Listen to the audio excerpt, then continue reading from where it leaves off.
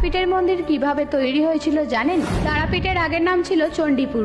একবার জয় দত্ত নামে এক বণিক বাণিজ্য শেষ করে ফিরছিলেন। সেই সময় রাতের অন্ধকারে চণ্ডীপুরের পাশে একটি জঙ্গলে তিনি আশ্রয় নেন, আর তখন একটি সাপের কামড়ে তার ছেলের প্রাণ যায়। পরের দিন সকালে জয়দত্ত দেখেন যে কয়েকটি কাটা শোল মাছের টুকরো মাঝিরা কেটে একটি কুণ্ডে ধুতে গেলে সেই শোল মাছগুলো আবার জ্যান্ত হয়ে যায়। সেই দিন জয়দত্ত মা তারার স্বপ্নাদেশ পান এবং পরের দিন সেই কুণ্ডের জল তার ছেলের গায়ে দিলে তার ছেলে আবার বেঁচে ওঠে। এবং পরের দিন তিনি আবারও মা তারার স্বপ্নাদেশ পান যে এই জঙ্গলের পাশে একটি শ্বেত শিমুল গাছ আছে এবং তার নিচে একটি শিলা বিগ্রহ আছে। সেই শিলা বিগ্রহ এনে যেন একটি মন্দির প্রতিষ্ঠা করে তার পুজো করা হয়। পরের দিন সকালে জয়দত্ত সেই শিলা বিগ্রহ পেয়ে একটি ছোট মন্দির প্রতিষ্ঠা করে তার পুজো করেন। তারপর এই মন্দির বহুবার ভাঙা গড়া হয়েছে। শেষ পর্যন্ত 1808 সালে মল্লারপুরের জমিদার জগন্নাথ রায় তারাপীঠ মন্দিরের পুনর্নির্মাণ করেন। কথিত আছে তারাপীঠ মন্দিরের পাশে অবস্থিত শ্মশানটি খুবই জাগ্রত।